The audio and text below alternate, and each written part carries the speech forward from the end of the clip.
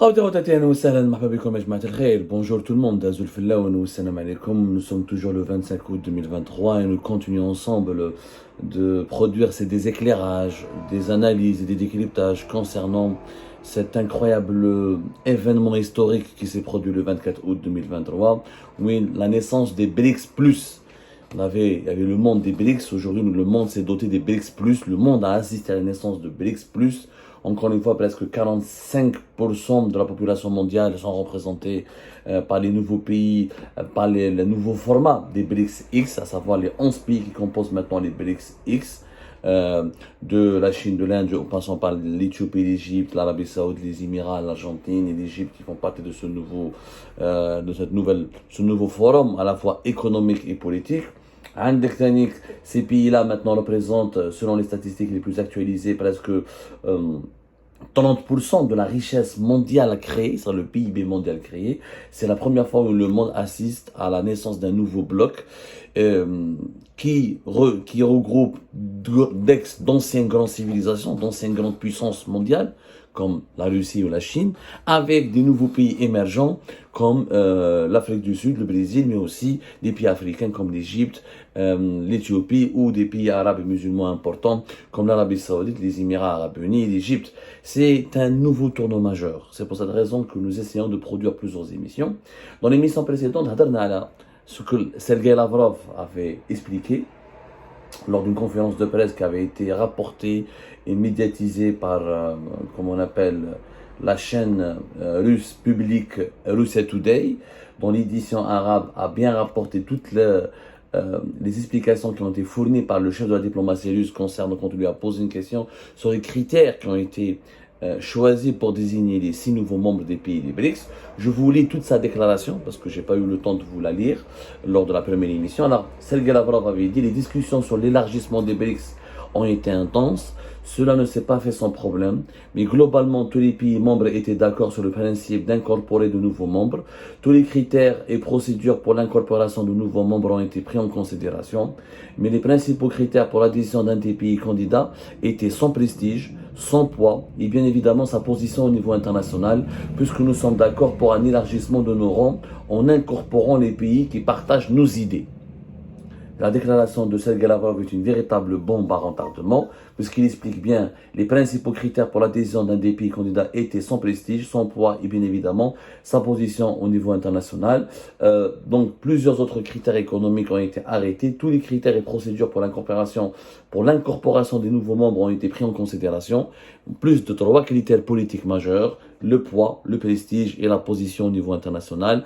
Les BRICS ont voulu intégrer des pays qui sont influents, qui ont du poids dans leur région et qui partagent leurs idées. C'est pour ça que nous avons intitulé la première émission de cette journée comme une deuxième humiliation. Lavrov a infligé une deuxième humiliation au régime Tebboune. La première humiliation, c'est cet échec grandissant, cet échec patent, cet échec terrible, parce que Tebboune a fait de l'intégration au pays de l'Algérie au sein des BRICS comme étant l'argument politique majeur pour nous faire croire à sa population que l'Algérie est devenue une puissance régionale, qu'avec lui l'Algérie est devenue rayonnante, qu'avec lui l'Algérie s'est redressée, qu'avec lui, d'ailleurs, les appareils propagandistes du régime algérien, que ce soit sur les médias sociaux, là, dans les médias classiques, sur les télévisions, là, dans les sites électroniques, ou là, dans les médias classiques, là, les journaux papier, on n'a pas cessé de faire croire aux Algériens depuis 2022 que Abdelmajid Tebboune a réhabilité l'Algérie sur la scène internationale, qui lui a redonné du prestige,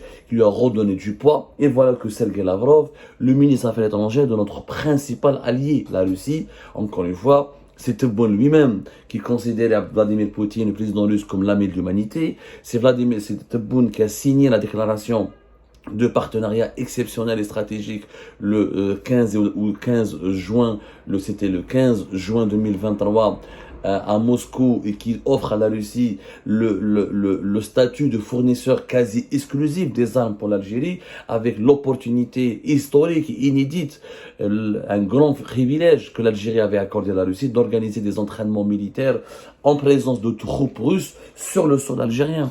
C'est-à-dire que c'est cet allié historique qu'est la Russie qui reconnaît indirectement que les pays qui ont été rejetés, dont la candidature ont été rejetée, comme l'Algérie, n'ont pas de poids, n'ont pas de prestige, ils ne partagent pas leurs idées. en plus des difficultés et des problèmes de retard économique. C'est quelque chose d'extrêmement humiliant pour Abdelmajid Tebboune qui a fondé toute sa politique internationale sur le ralliement au camp de la Russie, il a prêté allégeance à la Russie, Abdelmajid Tebboune, sur le ralliement à la Chine, sur l'intégration de notre pays au sein des BRICS. Bien sûr, les appareils, les médias algériens, silence gênant, ils ne pouvaient rien dire. حتى الذباب الالكتروني les mouches électroniques وما هضروش في les réseaux sociaux ما كاش اللي هضر شفنا les Algériens ont tourné en dérision cet échec de Abdelmajid Tebboune et de son régime, comment la population algérienne s'est moquée de ses dirigeants, un silence très gênant pour ne pas dire ça se voit qu'on leur a demandé, les médias algériens ont été instruits de ne pas parler, de ne pas commenter cet événement pour le moment parce qu'ils n'avaient rien à dire. L'échec il est là, il est clair, c'est une gifle, une véritable gifle qui s'explique encore une fois par la politique mauvaise de Abdelmajid Tebboune. Abdelmajid Tebboune, en partant en Russie, en croyant qu'il va donner tous les marchés d'armement à la Russie et qu'il va s'aligner sur la Russie concernant le conflit, sur la position de la Russie concernant le conflit ukrainien, il croyait que Poutine va parrainer et imposer l'intégration de l'Algérie au sein des BRICS. Il n'a pas compris, Yashma'a, que l'Algérie n'est plus incontournable pour la Russie. Abdelmajid Tebboune pratique une politique des années 70 dans le monde des années 2023. C'est le problème de Tebboune. Tebboune croit que, voilà, puisqu'on va acheter beaucoup d'armes russes, on va acheter des avions bombardiers d'eau russes, on soutient la Russie dans la question de l'Ukraine, on dit du bien de Poutine. Poutine, c'est le meilleur leader du monde, c'est notre ami, c'est l'ami de l'humanité. Et l'accès, il pensait que l'intégration au sein des BRICS était garantie. Il n'a pas compris que la Russie, réellement, en fait, en Russie, Abdelmajid Tebboune a été utilisé. Il a été instrumentalisé. Il a été utilisé comme un pantin. Poutine l'a utilisé pour démontrer que le boycott occidental n'était pas aussi important et aussi brutal. Il l'a utilisé comme une poupée pour animer avec lui la fameuse conférence, le Forum économique de Saint-Pétersbourg, qui a été boycottée par la majorité écrasante des chefs d'État du monde. Poutine a utilisé Tebboune, si vous voulez, il a utilisé Tebboune et l'État algérien, le régime algérien, pour briser le blocus géopolitique, économique qui a été imposé par l'Occident, pour dire j'ai encore des amis en Afrique, j'ai encore des amis dans le monde arabe. La preuve, le président algérien me traite comme un ami, me réserve tous les honneurs, il est venu, il s'est exprimé au Forum économique de Saint-Pétersbourg. Mais en fait, la Russie n'a rien offert à l'Algérie. Rien, ni investissement économique, ni prêt, ni projet économique majeur, rien. C'est l'Algérie qui a tout ouvert. Avec Tebboune, c'est l'Algérie, en fait, Tebboune, son problème, c'est qu'il pratiquait une politique il croyait que il croyait qu'en achetant des armes à la Russie, qu'en soutenant la politique internationale de la Russie, que la Russie se contentera de cela pour nous offrir un siège au sein des pays des BRICS. Le monde est devenu beaucoup plus complexe.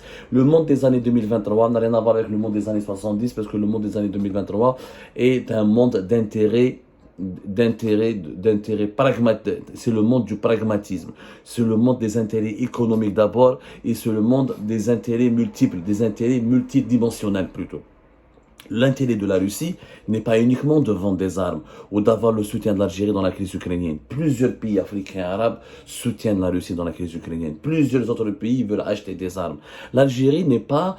Les dirigeants algériens croyaient que sans l'Algérie, la Russie ne pourrait pas vendre ses armes, ce qui est une erreur fondamentale. La Russie vend beaucoup d'armes à l'Inde, vend beaucoup d'armes à la Birmanie, elle vend à la Corée du Nord, elle vend une partie de ses armes à la Chine, elle a d'autres clients en Afrique. Maintenant, Wagner se déploie, la Russie avec Wagner et les coups d'État militaires dans la région, en Afrique subsaharienne, se déploie dans plusieurs pays, en Centrafrique, au Niger, au Mali, au Burkina Faso. Khlas, l'Algérie n'a plus le monopole de l'amitié africaine et arabe de la Russie. L'Algérie n'a plus le seul client traditionnel de l'industrie militaire russe. Et ça ne suffit pas. Ça ne suffit pas. Tebboune n'avait rien à offrir aux Russes comme il n'avait rien à offrir aux Chinois. Quand il est parti en Chine, Abdelmajid Tebboune, des interviews, des signatures, des annonces, soi-disant 38 milliards de dollars d'investissement, c'est que du mensonge. Que du mensonge, Yajma. Il n'y a jamais eu de